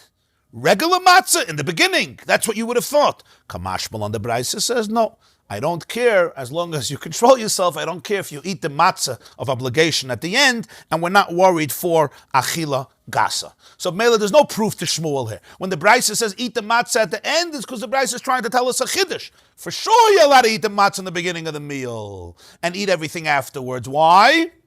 That wouldn't be a novelty. Then fakert, you're eating the matzah with an appetite. I would think at the end of the meal, you're not allowed to eat it, because then you may eat achila gasa. How do they translate achila gasa? Course meal? Excessive consumption. So the brayso tells me you're allowed to eat it b'achrona. So there's no proof to Shmuel from this brayso, right? It's still a chiddush of Shmuel that you're not allowed to eat dessert after the matzah, because from this brayso I could still say you're allowed to eat dessert after the matzah, and the acharona doesn't mean acharona, it means also acharona, but certainly b'rishayin. Why are we not worried about achila gasa? Because during the meal, you know that you're going to eat matzah, so hopefully you'll control yourself, and you won't eat that much, that the matzah, by the time you have to eat the matzah, it's going to be excessive consumption or a course meal. Zog the Gemara, Mar Zutra Masni Hochi. Mar Zutra had a different version of how this discussion of Shmuel's halacha came to be. So we're now going to review the whole discussion, but as you'll see, his text or his tradition of how Shmuel said it and how the discussion came about, about Shmuel. Shmuel's halacha is the same, but the discussion after Shmuel changes. Mazutra taught the directive of Shmuel this way. Amar Rabbi Yosef, Amar Rabbi Yehuda, Amar Shmuel. The first thing is he put in a Rabbi Yosef here. Rabbi Yosef said in the name of Rabbi Yehuda, the name of Shmuel, Maftirin Acher Matzah Afikoman. Everything changes. A different version. The exact opposite. After, in our days when there's no Korban Pesach, after you eat the matzah, you can eat Afikoman. You could say, bring out the dessert and eat it. There's no prohibition to remove from your mouth the taste of matzah. In other words, Shmuel says that when the Mishnah says, Ein maftirin acher Pesach, it's only Pesach. It's not about the matzah that you eat at the end of the meal, which we eat to commemorate the Pesach or to commemorate the matzah that was eaten with the Pesach. Now, we have an opposite tradition of Shmuel. So basically, it's a fascinating thing here. Shmuel said something, and different students argued about what he said. And everybody heard two people heard the exact opposite thing. So just to understand that this can happen, right? Mazutra says you got it wrong. Ah? What? No, I'm saying it's Mazuta that's saying Mazutra Masni Hachi. Mazutra had a different tradition. same Rabbi. Same Rabbi Yehuda, but here we have Rabbi Yosef. Rabbi Yosef said that he heard from Rabbi Yehuda in the name of Shmuel that you could eat after matzah. Now, the whole discussion that the Gemara had before, according to the first version, we're going to have now, but it's going to be topsy-turvy. It's going to be reversed. In other words, we had a question on Shmuel earlier. Now we're going to have a proof to Shmuel. We had a proof to Shmuel earlier. Now we're going to have a refutation to Shmuel. But just like before, we answered it and we refuted it here too. Name him Misayele, perhaps we have proof. Ein maftirin achar Pesach Afikoman. Achar Pesach deloi. Aval achar matzah maftirin. We have a clear proof from the Mishnah. After Pesach, you can't eat dessert. After matzah, you could. Gemara says, no, loy miboya kamar. You can explain the Mishnah as saying that there's no need to mention matzah. Loy miboya acha matzah. Certainly, you're not allowed to have dessert after matzah delay nafish time because the flavor is not potent. Aval achar Pesach, but after Pesach, when the flavor is potent, emaloi, I would say you don't. There's no issue of having dessert, Kamash Malan. That's why the Mishnah says you're not allowed to have dessert after Pesach. So there's no proof to Shmuel. Really, you could say after matzah, you're also not allowed to have dessert. The reason the Mishnah doesn't mention it is because it's not a novelty, because Pesach is a much greater novelty. So you say Pesach and you don't have to say matzah. No proof to Shmuel. Meisva. But now we have a refutation on Shmuel from the Tosefta. Hasufgan in Vaduv Shanin Vayskiritin, sponge matzah, honey matzah, and wafer matzah. Adam Amali Kadesim, man, you're allowed to fill your stomach from them on the night of Pesach, as long as you eat a volume matzah at the end of the meal. What do we see from here? You can only eat the kazayis matzah at the end, not in the beginning. This proves that Shmuel was wrong. You're not allowed to eat anything after the matzah, unlike Shmuel. The Gemara says, no, there's no refutation to Shmuel. You could say that the Bryce is talking about in a case of the Bryce is presenting its scenario in a way of loy mibaya, which means we are saying the bigger chiddush and you'll figure out the smaller chiddush. Loy mibaya b'rishayna. Certainly you're allowed to eat the kazayis matzah in the beginning of the meal, the kachel because you're eating it with an appetite. Aval b'acharayna, but at the end of the meal, you may come to eat it with excessive consumption after you've already filled your stomach. Emaloi, perhaps you're not allowed to do that. Kamashmal on the Brayso says you're allowed to eat the kazayis matzah even at the end of the meal, and therefore there's no refutation to Shmuel. Shmuel may be 100% right that after matzah you're allowed to eat dessert. So the second version of Shmuel can be maintained, notwithstanding the sources. Zog the Gemara, Omar Rava said, Matzah bizmana zedoi raiso morer de Rabbana. Matzah today's day is a biblical obligation. Morer is only a rabbinic obligation. Gewaltige chiddush of Rava. We have no Korban Pesach, but to eat matzah today is a chiyuv min ha-Torah. Good question. Frag the Gemara, Ma'ishna morer. Why morer not? Why are you saying that morer is only rabbinic? The answer is, you're going to tell me the ksiv. It says by the Korban Pesach, Parshas Balois, al matzahs u'meroirim yoichluhu. You should eat the Korban Pesach together with matzah and morer. That means the mitzvah of eating morer is dependent on the Korban Pesach. If there's no Korban Pesach, there's no mitzvah to morer. So the mitzvah of morer today is only a rabbinic obligation. In other words, Bizman de Pesach, yesh morer. There's an obligation for morer. Bizman de Leka Pesach, when there's no Korban Pesach, Leka morer. Frag the Gemara, if that's the case, if that's the case, matzah nami, haksiv al matzahs umirorim yechlu. I don't understand. Why are you discriminating against morer and not against matzah? You're telling me, since the Torah says that the mitzvah of eating morer depends on the mitzvah of eating Pesach, that means eating morer is not an independent mitzvah. It's part of the mitzvah of eating the Pesach. The mitzvah of eating the Pesach has a few components. Eating the Pesach together with morer. To eat the Pesach with matzah and morer. It's part of one mitzvah. It's not two mitzvahs. So if you don't have one mitzvah, Pesach, there's no mitzvah of morer because there's no mitzvah to eat morer. There's a mitzvah to eat morer with the Korban Pesach. Even if you want to argue that it's two mitzvahs, so zayin.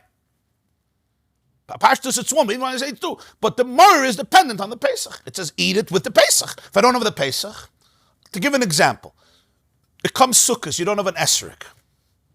You don't say take a peach. No, don't have to take a peach. You don't have the mitzvah. Sorry. You don't have arba kanfis. You don't have tzitzis at one of the corners. You don't have the mitzvah of tzitzis. It's very nice that you have 3 corners of tzitzis, but that's the mitzvah. That's the mitzvah. You don't have a korban pesach. There's no mitzvah to eat maror. It doesn't say to eat maror. It says to eat the korban pesach with maror. I have the korban pesach. There's a mitzvah to eat maror. Today I don't have a korban pesach. There's no maror. That's what Rav is telling us. The rabbi said eat maror. It's a mitzvah de rabbanan zeichel mikdash. But Eibazai matzah too. Where did matzah become a deraisa? Al matzah semrarim yechlu. Oh, and for the Gemara, matzah mihader hader bekra.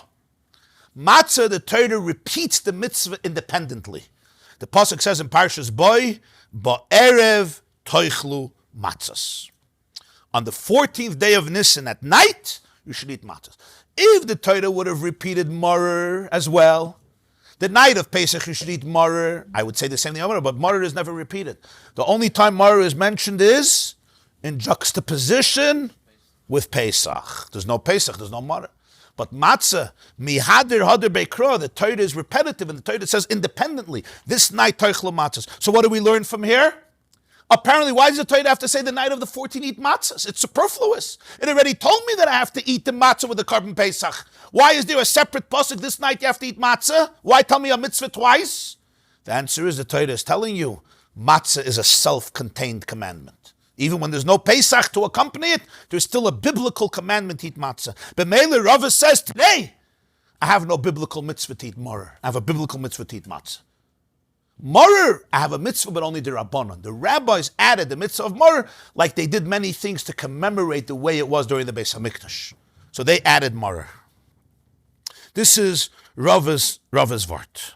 So really, in terms of the matzahs, I mean, I'm just saying for myself, I don't know about other people, but it is confusing, right? Because you have all these different matzahs symbolizing different things. Right. Right? I mean, you have this matzah is the real matzah. This is the doraisa matzah. This is the matzah. But it's in the same, maybe they should like have color code, you can have darker matzah for the... Right. So Yitaka have to know.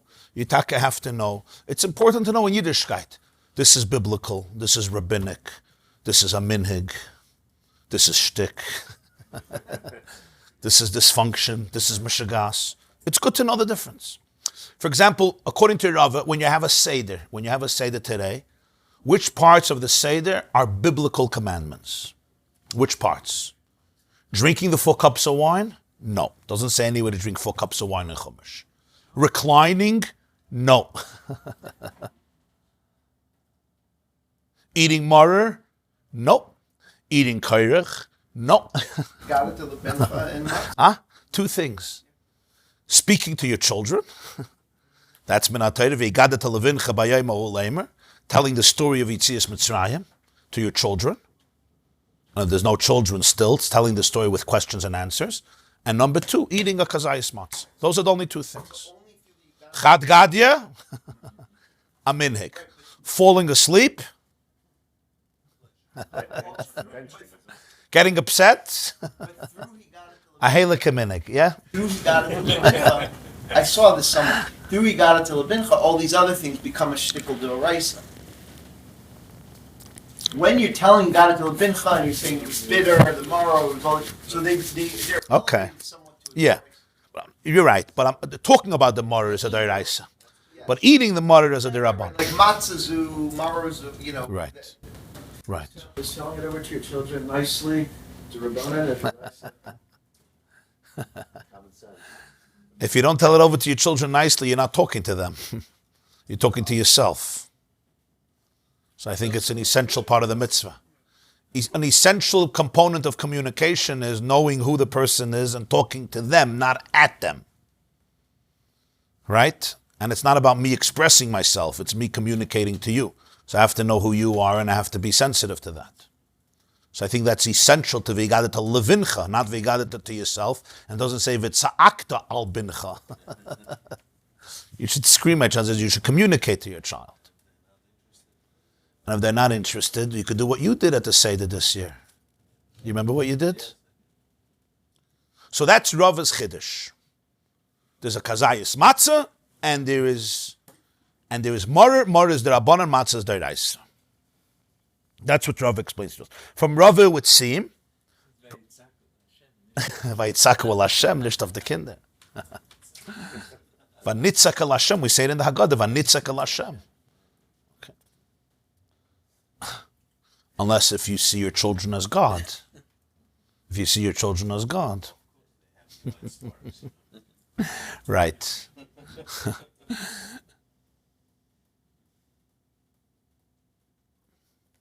So what do we have here? We have this distinction that Rava makes, very important, between matzah and maror. According to Rava, it would seem that maror is one mitzvah with the Pesach. So without the Pesach, there's no mitzvah of maror. But matzah, there's a mitzvah to eat the Pesach together with the matzah. But there's also a separate mitzvah in eating matzah. Because even when there's no Pesach, there's still a mitzvah to eat matzah. Rabbi Yaakov says, Echad zeh ve'echad zeh de Rabbanon. Both are the Rabbanon. Even today. Matzah is also the Rabbanon. Why? He says, Al matzah samaroyim yechlu, who means that matzah and maror depend on the Korban Pesach. There's a clear independent pasuk, you should eat matzah at night without strings attached. Says the Gemara, that pasuk, according to Rabbi Acha, we need for the case when somebody was impure or somebody was far away in a distant road in the time of the Beis HaMikdash, and this person can't be makar of the Korban Pesach. If you're living in Yerushalayim, somebody chas v'shalom passed away in the house Erev Pesach, or a day before, or 2 days before, 3 days before, you become tameh. There's no way you could bring the Korban Pesach. Why? Because you're tameh, you need 7 days with the red heifer, with the ashes, and go to the mikveh.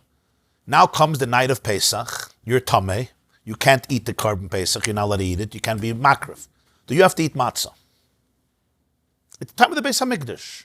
There's a Korban Pesach, everybody's eating the Korban Pesach, but you can't. Oh, so you're saying that's the chilul Tomer of the Solka Daitach, I would think, Solka Daitach, given the Pesach Loyachli. Since these people can't eat a Pesach at night, matzah Moreh Namid Loyneichel, they shouldn't eat matzah and Moreh. Kamash Malon, the Torah says, Be'erev Toichlu Matzahs, that you have to eat matzah independent of the Korban Pesach in the time of the Beis HaMikdash. That would show even later, it's Midirais. No, Bisman Hazeh not. When everyone is eating the Korban Pesach, but you, Poshet, can't. So the Torah says, Be'erev toichlu matzahs, there's a din to eat matzah separately. But that's because most Jews are eating it with Korban Pesach. So you, even though you don't have a Korban Pesach, so it's a technical problem that you, Poshet, can't bring a Korban Pesach because you're tameh, or you're far away from Yerushalayim, B'derech Rechaika, so you're not near the Beis HaMikdash, you can't bring a Korban Pesach. So there's a din, you have to eat matzah the night of Pesach. But to say that Bizman Hazeh, when the whole mitzvah of Pesach is gone, there's still a chi of matzah. Rabbi Acha says, no, I don't push it so far. The be'erev toichlu matzahs can't stretch so far. It stretches that in the time of the Beis HaMikdash, when there's a mitzvah of Pesach on Klal Yisrael, and even on you, it's just you can't do it because of circumstances beyond your control. So the Torah says, eat matzah independently. How does the Torah say it? Be'erev toichlu matzahs, without a connection to the Korban Pesach. But to say that even when the whole mitzvah is bottled, there's no mitzvah of Korban Pesach at all, that matzah still applies, it doesn't. It's only the Rabbanan. It shows it's not dependent on the Korban Pesach. That's what it shows. In other words, if you can't eat the Korban Pesach, you eat the matzah. So it shows it's not dependent. So since it shows not dependent, that means it's never dependent. That's the more time of Beis HaMikdash. Yeah. Let me explain to you. The Torah says you eat the Korban Pesach with matzah and maror. There's another pasuk, the night of Pesach you should eat matzah. Comes Rabbi Yaakov and says, I don't agree with Rav. Rav says, the pasuk Be'erev toichlu matzahs teaches me that what? That even Bizman Hazeh, when there's no Korban Pesach, I have to eat matzah. He says, that's a far stretch. You're stretching the rubber band too far. Let me tell you what it means. It means in the time of the Beis HaMikdash, when there's a mitzvah of Korban Pesach, and everyone is eating the Korban Pesach, and you yourself also have to eat the Korban Pesach, and you also have the mitzvah. And if you would have been pure, you would have brought a Korban Pesach.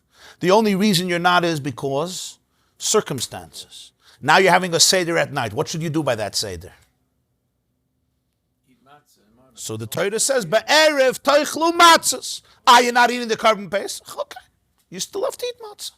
But that's only when? In a time when there is a carbon Pesach. Your friends are eating it and you also would have eaten it. You just can't. So in such a time, you have to eat matzah independently.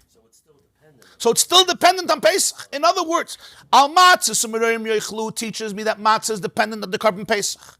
But even though you pashut physically don't have it, there's still be'erev toichlu matzah. Without be'erev toichlu matzah, I would say if there's no carbon Pesach, there's no matzah. Be'erev toichlu matzah teaches you that it's dependent on the carbon Pesach.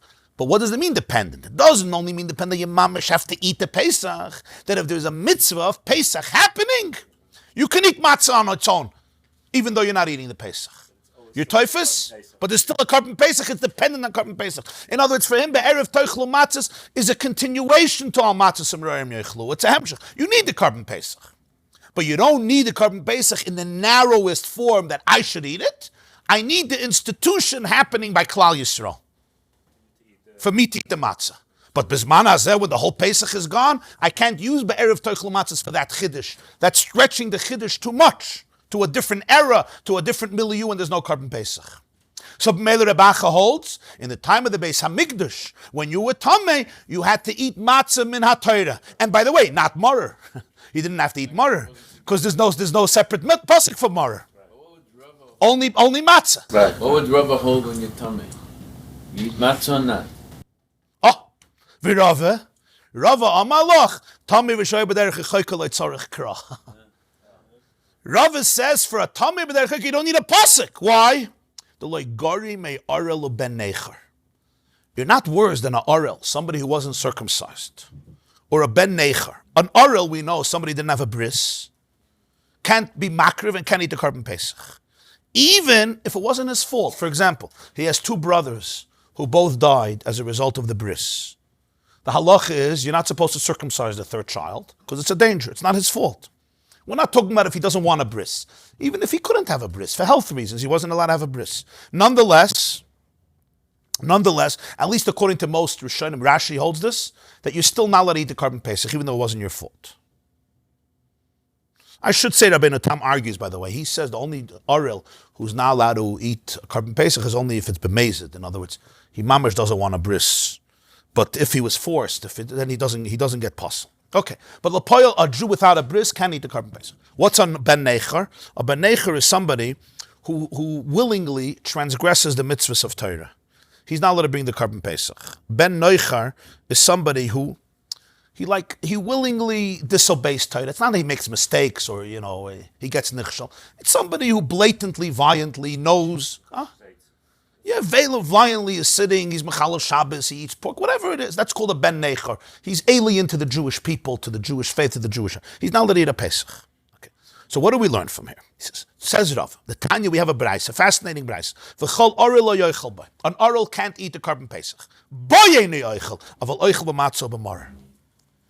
It could have said kol orel lo yoichel. Pasuk says, v'chiyagrit chager. V'asa Pesach l'Hashem, himay loy kol zacher v'az yikrev l'asayse v'hoya ke'ezer charetz v'chal orel lo yoichel. Boy. What's the boy? V'chal orel lo yoichel. Boy. Orel, you can't eat the carbon Pesach. Aval oichel b'matzah b'marer. You can eat matzah and matzah. The same is true of Ben Necher. A Ben Necher, a Jew, he does all the Avedis in the world. Comes Pesach, he wants to eat matzah. Gesundheit, eat matzah, metabrach. You're a Jew. Very interesting halacha. He wants to join the Jewish people for Pesach. Carbon Pesach you're not allowed to bring, unless you do tshuva. But matzah and marer, you have a mitzvah to eat. Boy, you can't eat. Oichel matzah and marer. Pesach. What do we learn from here, says Rava? Arel and Ben Necher are mechuyev to eat matzah. Oy bazei for sure, a tamei and b'derech chayka you're mechuyev to eat matzah even though you don't bring the carbon Pesach. You don't need the pasuk be'erev toichlu matzahs. Madach a Ben Necher, a Jew careless about Judaism, has a chiyuv to eat matzah the night of Pesach, even though he's not eating the carbon Pesach. For sure, a yid who's tamei, it's unfortunate, he would love to, for sure he has to eat the matzah. You don't need the be'erev toichlu matzahs for that. But Mela, what do we use the be'erev toichlu matzahs? To teach us that what? That what? So according to Rava, what do we use the pasuk be'erev teichel matzos? For what? For bizman hazeh. For bizman hazeh, that you're mechuyev to eat matzah. V'idach, what is Rabbi Acha going to answer on this? L'chayre Rava has a good taina. Why does he need a special pasuk for tamei and derech rechaika? Be'erev teichel matzos, why can't he derive it from kol orel layoichal boy with a kol sheken v'kal v'chaymer madach and orel and ben nechor eat matzah, right? So a tamei is not worse than them. A derech rechaika is not worse than them. The answer is ksiv b'hai, ksiv b'hai. Rabbi Chaim Yaakov says we have a pasuk for this and a pasuk for this. Torah teaches us boy that an orel and ben nechor are mechuyev to eat matzah, and the Torah teaches us be'erev teichel matzos that a tamei and derech rechaika have to eat matzah. Utzrichi, and we need both. You can't learn one from another, and therefore there's no vacant pasuk from which we could learn chiyuv matzah bizman hazeh. Why tzrichi? Why do you need both? If the Torah would have only said by an orel and ben nechor that they have to eat matzah, you could say they're chayiv. You know why? Because they don't have another time to make up for it. If they don't eat tonight, it's gone. But somebody who's tamei and b'derech rechaika, he has Pesach Sheni. Pesach Sheni, he'll eat the matzah then. With Pesach Sheni, we eat matzah and maror. So maybe you would think that's enough, and he doesn't have to eat matzah tonight. So that's why you need a special pasuk be'erev teichel matzos, that even a tamei and b'derech rechaika, he's going to eat matzah again in a month, but tonight he has to eat matzah. What if the Torah would have only said be'erev teichel matzos? Then I would say that be'erev teichel matzos is referring to an orel and ben nechor, because they don't have tashlumin. But again, I wouldn't know that the tamei and derech rechaika are mechuyev to eat matzah, because they have tashlumin. So that's why the pasuk needs to give me two limudim. One limud for an orel and ben nechor, and one limud for tamei and derech rechaika, that anybody who doesn't bring the carbon pesach has to eat matzah. So Rabbi Acha says, I don't have an extra pasuk for today, for bizman hazeh. And therefore today, matzah is the rabbanon, according to Rabbi Acha. If he does tshuva. So he could be mashal on Pesach Sheni. It's an interesting question. I have to look into it. It's an interesting question. So the Gemara finishes, the Gemara says, Tanya kavasei de Rava. We learned a brisa. It's probably the same thing. What if somebody, I don't know, you overslept, you didn't make a chabura? Can you make Pesach Sheni? The next Mishnah is about sleeping. I'm just saying. That's the last Mishnah of Pesachim, sleeping. Somebody had a different reason besides tamei. Yeah. Can you be yotze with a Pesach Sheni? It's like there's other reasons. Is it specifically for tamei, or anybody that Tamei or derech rechaika? Anybody that missed taste? If you weren't there. So if he did tshuva, it should be able to chapa. Because he's right. The Monsey is right at Pesach Sheni. Huh? Because he's available now. Yeah, Pesach I'm Sheni. saying if he did tshuva, He cannot. That's what he's asking. If the ben nechor does tshuva, no, a ben nechor is not allowed to eat the carbon pesach. So Ben Nechor. if he does tshuva, he's no. Just like an orel. Why should he be? To be part of the carbon pesach, it's not enough that you're a Jew. You have to be part of the covenant of the Jewish people. That thing of Chabura. You have to be part. You have to identify with Jewish life. So you have to be circumcised, and you have to be a Jew who's committed to Torah. To eat matzah doesn't matter who's doing. Huh? To eat matzah. Matzah not. Anybody. Fakir, you're obligated. The Rambam writes in a famous letter, he says, Yeravam ben Nevat, who was considered, the Mishnah says, Choyte Amachti Sarabim, he resurrected idolatry in Eretz Yisrael. He built not one golden calf, but two golden calves he placed in Dan and Bethel. He's considered like one of the very heinous sinners in the history of Judaism, especially because of his greatness. He was a great man, a big person, a great mind, etc. So the Rambam writes in one of his letters, I think Igeres Hashmad, he says that Yeravam ben Nevat is going to be penalized not only for worshipping and resurrecting Avodah Zarah, but also for cooking on Yom Tov for the next day for Shabbos without an Erev Tavshilin. That's what the Rambam says. Interesting expression. Okay. What was he trying to say? In other words, You're a Jew, you say, well, Erev Tavshilin, he cooked without, that's his problem, he cooked without Erev Tavshilin, you're joking? Yeah. So, l'chayre, what's pshat in this Rambam? There's an expression in Gemara, Misha achal shum v'reichei noidef, yochal shum v'reichei noidef. If somebody ate garlic and he smells, he should eat more garlic and smell more. Of course he has to cook with an Erev Tavshilin. Just because he did Avodah Zarah, therefore, what's the chiddush of the Rambam is saying? It's a chiddush. So I heard from the Rabbi, he once said that Rambam is saying a big chiddush. Because you would think, a guy is not mechuyev in Erev Tavshilin. We don't care if he cooks on Yom Tov. Why?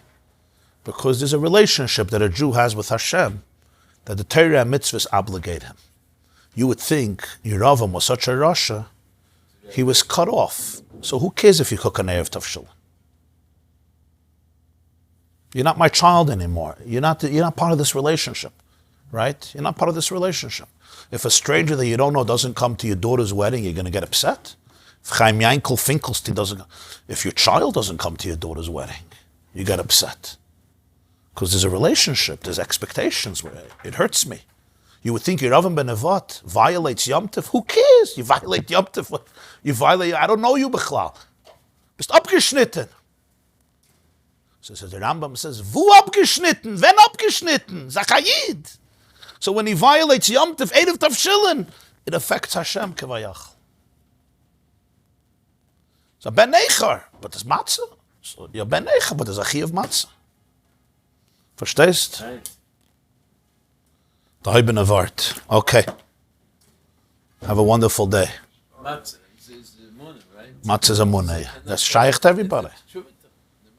Yeah. The matzah lane will help. Michla de meimnusa. That's why he's going to have The matzah himself. opportunity to make his Korach person. This class is brought to you by theyeshiva.net. Please help us continue the classes. Make even a small contribution at www.theyeshiva.net/donate.